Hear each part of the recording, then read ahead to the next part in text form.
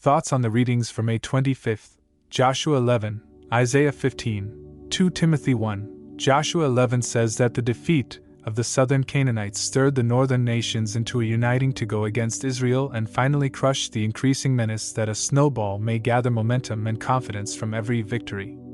The united enemy proceeded south to enter into a life and death struggle with Israel. Israel's force is described as being in number as the sand by the seashore. The description which is used of Israel in Genesis 22 and by Balaam in his prophecies against the people of the Lord. The language is repeated frequently in the scriptures. Battle was started by the waters of Merom. Joshua was assured by Yahweh that despite the numerical superiority of the enemy, he would deliver them into Israel's hand. Israel pursued the mighty army which fled from them until they were utterly destroyed.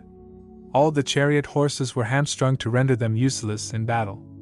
Verses 10 to 15 describe the destruction of Hazor and other northern cities. Verses 16 to 20 say that none of the Canaanites from the north to the Negev in the south all opposed Israel, and were exterminated except for the Gibeonites. Verses 21 to 22 tell us that all major opposition was extinguished, leaving Israel with the task of mopping up the Canaanitish remnants, and the apportioning of the promised land to the tribes. Only some of the giants, or Anakim and the coastal plain of Philistia survived this onslaught. Isaiah 15 is described as an oracle, or prophetic word concerning Moab. It foretells the destruction of Kir, the chief city, in a single night. It also forecasts the overthrowing of Moab's priests, its gods, and the nation's worship. The people would be clothed in sackcloth as a recognition of their misery and mourning of Moab's devastated state. As they attempted to flee, the Moabites were surrounded by scenes of horror and bloodshed. 2 Timothy is the last letter the Apostle Paul writes.